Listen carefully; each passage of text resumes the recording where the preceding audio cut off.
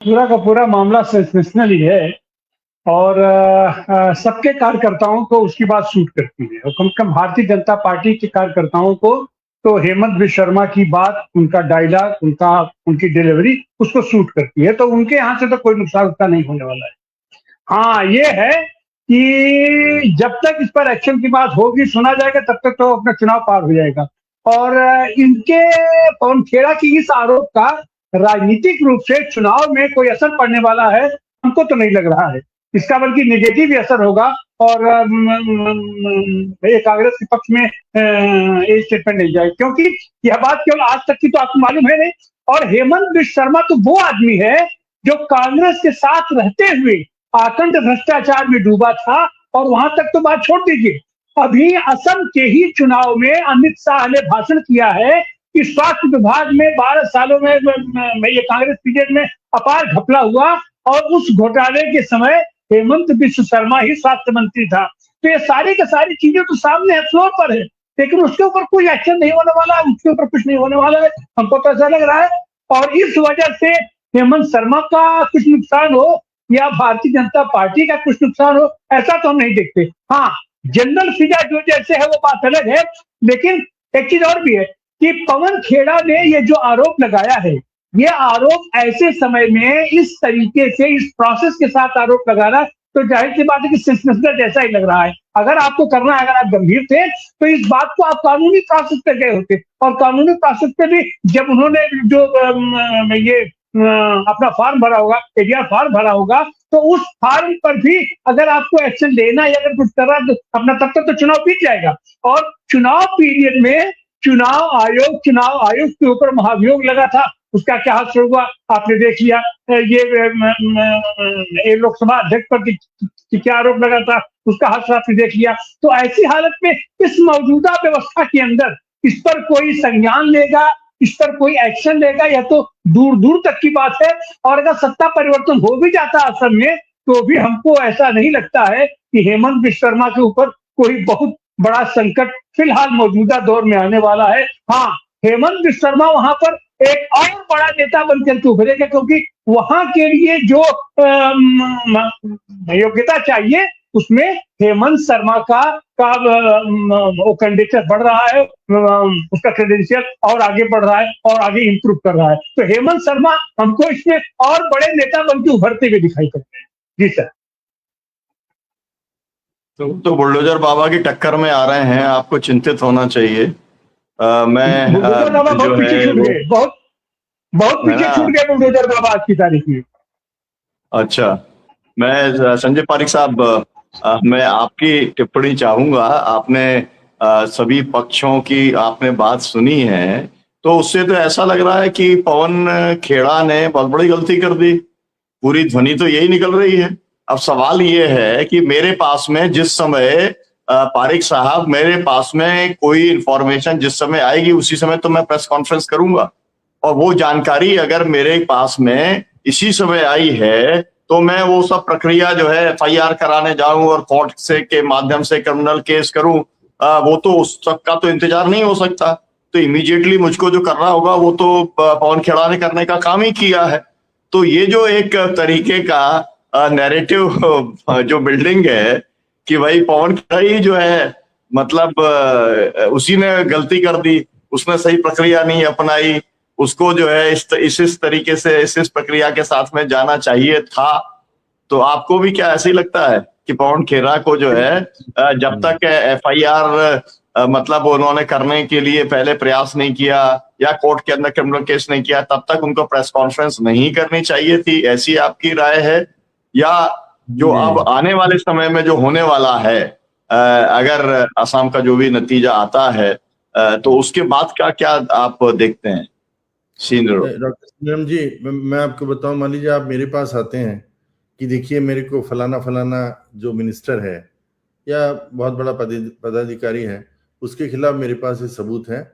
तो मैं आपसे पहले पूछूंगा ये सबूत का आपने वेरीफाई कर लिया है नहीं कर लिया है। पहले तो मैं पूछूंगा आपसे, उसके बाद मैं बोलूंगा आपने वेरीफाई कर लिया और आप ये कहते हैं कि नहीं, ये मुझे पब्लिक डोमेन में लाना जरूरी है, वरना इनकी जो जो जो इम्पोर्टेंस है, एक तरीके से महत्ता है, वो महत्ता थोड़ी कम हो जाएगी और इस समय पर ये पब्लिक डोमेन में लाना जरूरी है। तो मैं आपको ये सलाह दूंगा कि आप ये जितने भी डॉक्यूमेंट है जो वेरीफाई कर लिया है, जैसे पासपोर्ट का है तो जो पासपोर्ट का डिपार्टमेंट है उनको लिखना, जो 52,000 करोड़ रुपए की बात है वो कंसर्न जो डिपार्टमेंट है उसको लिखना कि हमने यूनियन ऑफ इंडिया के जो डिफरेंट डिपार्टमेंट है या दूसरा उनको हमने ये भिजवा दिया है। अगर आप उसके साथ में जब ये कर रहे थे तो आप ये भी कहते कि हमने इसकी जो कंप्लेंट है वो कर दी है, तो बात जो है एफआईआर तक भी नहीं जाती। अगर आपने इतना भी कर दिया तो इसका मतलब है कि आपकी जो इंफॉर्मेशन है वो ऑथेंटिक है और बहुत ही सीरियस है, बहुत ज्यादा सीरियस मामला है। तो उसके ऊपर तो फिर उनका हेमंत बिश्वा शर्मा की हिम्मत नहीं होती, क्योंकि ये गवर्नमेंट के पास चली गई है वो सारे डॉक्यूमेंट, कंसर्न एजेंसीज के पास उन्होंने भिजवा दिए। तो ये जो प्रिकॉशन है पवन खेड़ा को ये लेना चाहिए था। अब उन्होंने ये प्रिकॉशन ना लेकर के उन्होंने बोल दिया कि ये 3 पासपोर्ट, उन्होंने कहा ये सारे के सारे जो फर्जी डॉक्यूमेंट है उन्होंने इकट्ठे किए हैं और उन्होंने वहां एफआईआर लॉन्च कर दी और इस एफआईआर के बेसिस के ऊपर पुलिस आकर के यहाँ पर उन्होंने इन्वेस्टिगेशन कर दिया। या तो पवन खेड़ा जी को अच्छी तरह से समझाया नहीं गया था, क्योंकि हम इस बात के ऊपर जा रहे हैं कि पवन खेड़ा जी ने जो बोला ठीक है, वो ठीक है अगर मान करके चलते हैं, तो उनको जो प्रिकॉशंस लेने चाहिए थे वो प्रिकॉशंस तो लेने चाहिए थे। एफआईआर की भी बात नहीं कर रहा, लेकिन किसी डोमेन में डाल करके तो उनको कहना चाहिए था ना कि ये चीजें ऐसे हो रही हैं। वरना देखिए आप जो कह रहे हैं कि इसका स्वयं संज्ञान ले लें, वो तो बहुत ही मुश्किल की बात हो जाएगी, क्योंकि कोई भी पॉलिटिकल पार्टी या कोई भी व्यक्ति अगर इस तरह की स्टेटमेंट देगा और कोर्ट उसके ऊपर संज्ञान ले लेगा तो ये मुश्किल हो जाएगा। जो आप उदाहरण जितने भी दे रहे हैं उन उदाहरणों में जरूर ये होगा कि उनके अंदर उस बात की कंप्लेंट किसी भी गवर्नमेंट डिपार्टमेंट को कहीं ना कहीं तो की होगी उन्होंने। अब हेमंत बिश्वा शर्मा अगर मान लो पुलिस वैसे ही आ जाती बिना एफआईआर के, तो मैं समझ सकता था कि ये बिल्कुल पॉलिटिकल वो है, प्रोसेस है। ये भी ठीक है कि आसाम की जो पुलिस है जो उनके इन्फ्लुएंस की वजह से आकर के उन्होंने सारा गड़बड़ किया, ये तो हम सब लोग जानते हैं कि एजेंसीज का मिसयूज हो रहा है, उसको बोलने से फायदा नहीं है, क्योंकि पुलिस का भी हो रहा है, सीबीआई का भी हो रहा है, ये जो ईडी का हो रहा है, ये सब हमको मालूम है, सब चीजें मालूम है। तो इस समय के ऊपर जो स्टेटमेंट उन्होंने दिया तो थोड़ा सा मुझे लगता है उसको किसी से सलाह लेकर के देते तो अच्छा रहता। उसमें आपका कहना ठीक है कि मुझे जाना जरूरी है, आप उसको दीजिए, क्योंकि वो एक पब्लिक फिगर अगर इस तरह के काम कर रहे हैं तो बिल्कुल गलत है, उसका खुलासा होना लोगों के सामने जरूरी है, लेकिन उसके साथ थोड़ा सा प्रिकॉशन लेकर के किसी से सलाह लेकर के करते तो अच्छा रहता। जहां तक पॉलिटिकल मुद्दे का सवाल है, जो डॉक्टर आनंद प्रकाश ने बोला, मुझे भी लगता है कि इसका बहुत बड़ा असर नहीं होगा, बल्कि इसका असर तो अगर जनरल पब्लिक के ऊपर आप पूछें तो ये लग रहा है उन लोगों को कि ये जो स्टेटमेंट दे दिया पवन खेड़ा ने, ये स्टेटमेंट थोड़ा सा बिना वेरीफाई किए हुए सब चीज़ों को दिया होगा। हालांकि वेरीफाई किया होगा उन्होंने, क्योंकि उन्होंने उसके लिए कोई कदम नहीं उठाया जो कदम उनको उठाना था। जैसे मैंने बोला, सिंपल आप लिख देते कि देखिए 3-3 पासपोर्ट इनकी जांच कराई जाए, 2 लाइनें लिख देते, 3 लाइन लिख देते और ये बोल देते प्रेस कॉन्फ्रेंस में कि मैं केवल स्टेटमेंट नहीं दे रहा, मैंने वेरीफाई किया, इसलिए मैंने गवर्नमेंट को इस चीज के बारे में सूचित भी कर दिया। ये होना जरूरी था। तो इसका पॉलिटिकल असर उल्टा होगा या इसका कोई नेगेटिव होगा, मैं ये बता नहीं सकता, लेकिन ये जरूर है कि अभी जो इंप्रेशन लोगों के ऊपर जा रहा है वो ये जा रहा है कि शायद ये स्टेटमेंट जो दिया गया, क्योंकि 3 पासपोर्ट वो भी बाहर कर लेना मुझे भी बड़ा अजीब सा लगता है कि आप कैसे उनको ऑप्ट इन कर सकते हैं, और ऑप्ट इन किया होगा ये मान के हम चलें तो फिर इसको मुझे लगता है बताना लोगों को जरूरी था उनका, इससे थोड़ी दिक्कत पैदा होगी। और स्वयं संज्ञान की बात तो मैं कभी भी स्वीकार नहीं करूंगा, क्योंकि आज तो हम मान लो किसी व्यक्ति की दूसरे व्यक्ति के बारे में बात करें, वो दूसरा व्यक्ति मान लो हमारे लोगों के बारे में बात करेगा, तो हम कहेंगे कि पब्लिक में स्टेटमेंट देने के बाद में अगर कोर्ट संज्ञान लेने लगे तो तमाशा बन जाएगा न्याय का, वो कभी भी नहीं होना चाहिए। ठीक,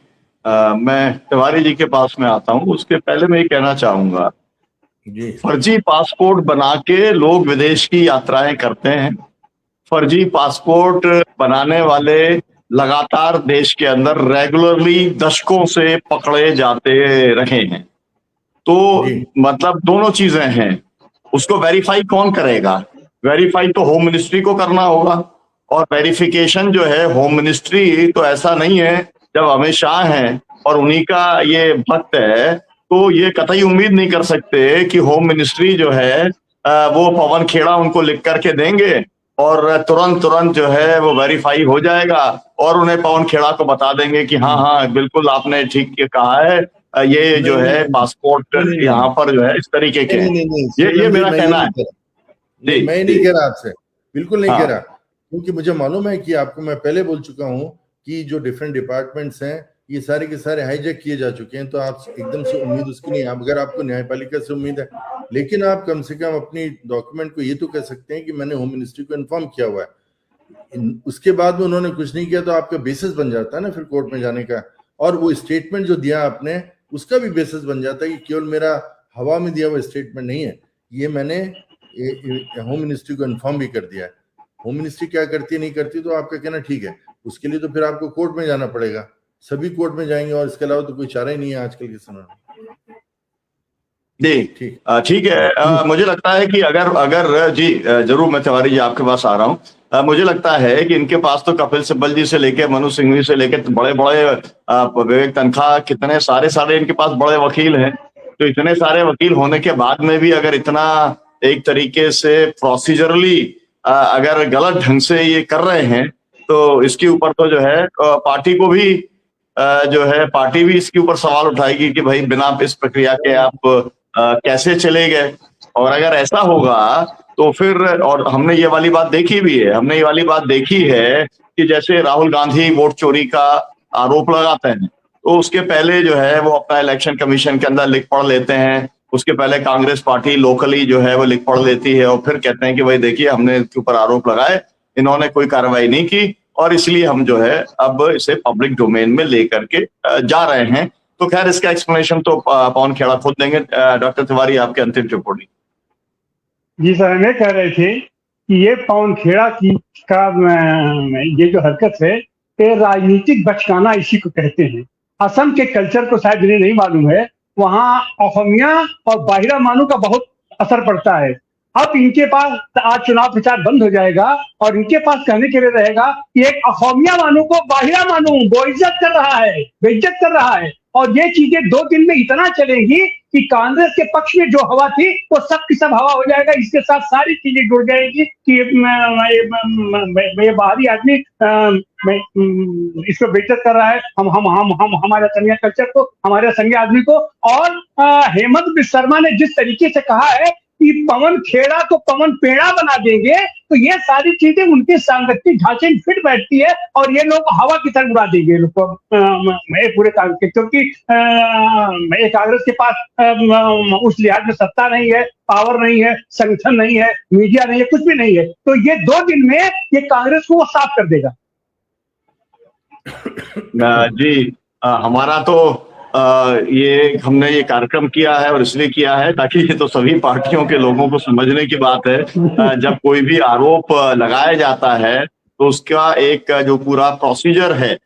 वो सभी पार्टियों को, क्योंकि आरोप तो सभी एक दूसरे के ऊपर लगाते हैं और ये जो लोग बैठे हैं प्रधानमंत्री और गृह मंत्री, ये तो बिल्कुल ऐसे आरोप लगाते हैं जो कि राष्ट्रद्रोही का ही आरोप लगा देते हैं। तो राष्ट्रद्रोही का आरोप लगाने के पहले इन्होंने तो जिंदगी में कभी भी इन्होंने कोई कंप्लेंट नहीं की कि फलाना आदमी जो है उसकी ये हरकत है और इसलिए वो राष्ट्रद्रोही है। वो तो बयान ठोक देते हैं, पार्लियामेंट में भी देते हैं और सड़क के ऊपर भी देते हैं। तब उनसे कोई ये कहने के लिए नहीं आता कि आप प्राइम मिनिस्टर हैं और आप गृह मंत्री हैं और आप फलाने हैं। उनका तो हर मंत्री और हर संगठन का आदमी जो है जिसको चाहता है उसके ऊपर जो आरोप चाहता है वो लगाने का काम वो करता है, लेकिन तब ये सवाल बिल्कुल नहीं उठाए जाते हैं। तो सवाल मेरा ये है कि क्या ये जो है सवाल केवल पवन खेड़ा के लिए होगा या एक तरीके से एक पूरे देश के लिए, एक सभी के लिए एक ही जैसा कोई मापदंड होगा, या पवन खेड़ा जो है क्योंकि उन्होंने बिना पूरी प्रोसेस के लगा दिया तो अब वो फंस जाएंगे और जो है लगातार लगाते रहेंगे। भाजपा के लोग और संघ के लोग पूरे के पूरे वो तो कम्युनिटी के ऊपर लगा देते हैं। ये तो इंडिविजुअल तो बहुत छोटी सी चीज है, यहाँ पर तो इन्होंने केवल